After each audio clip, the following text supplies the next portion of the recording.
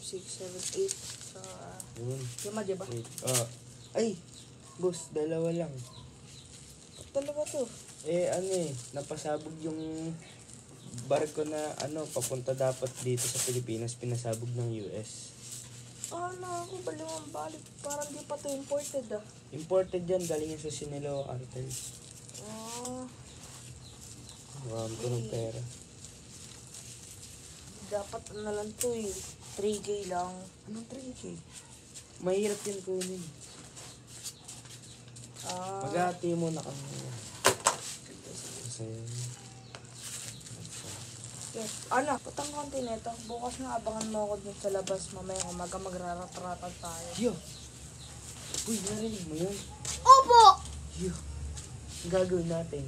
Takbo. Kailangan natin makasurvive. Ito na yung pambili natin ng baril. The next day.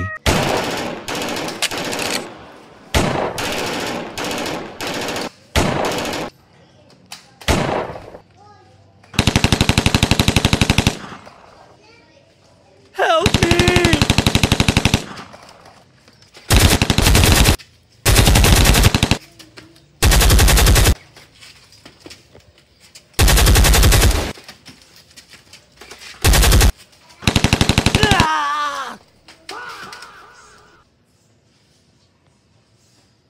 Saan kaya to?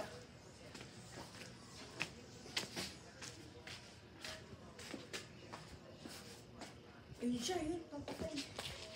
Nakadupa. Good.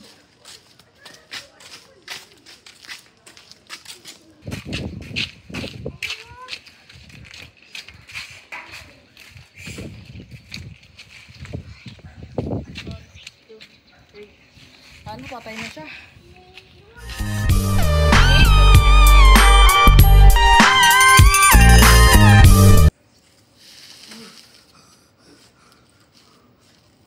Wala na siya.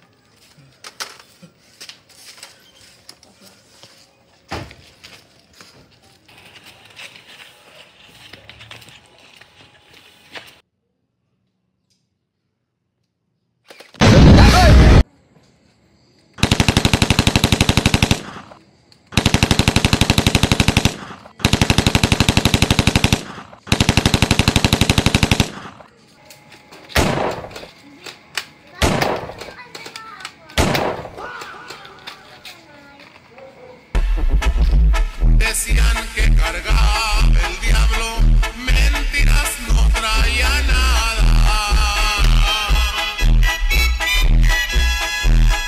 Lo que traía en su cintura era una pistola de escuadra.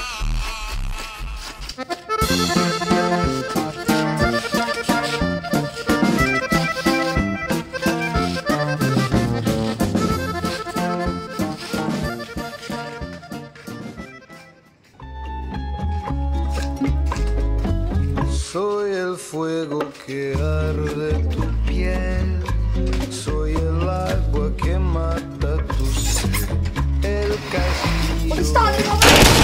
Yo soy la espada que guarda el caudal, tú el aire que respira.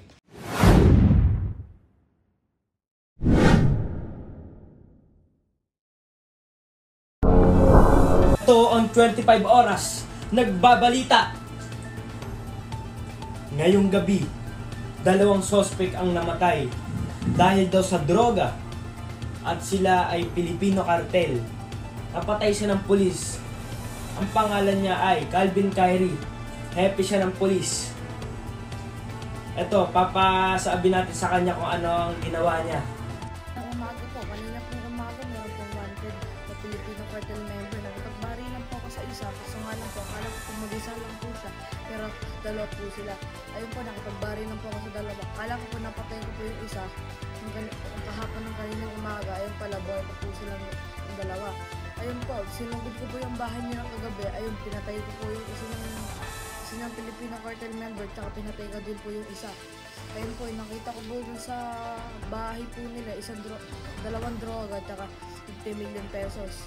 Tsaka nag-hack po sila ng mga computer po. Meron po silang laman na 8 billion pesos. Maraming nakuha ng pulis. 50 million at 1 billion yung nakita niya.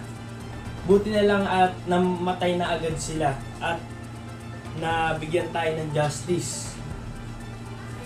At hindi nakakalat siguro ang droga. At buti na lang ang Amerika ay pinasabog ang bangka na nakita nila sa Amerika na papunta dapat sa Pilipinas para magdala ng droga. Papakita natin. Ayun, nakita nyo naman na pinasabog at 2 droga lang na package ang nakuha.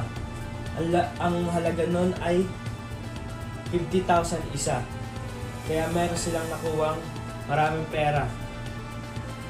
Ang mismong leader ng Filipino cartel ay namatay.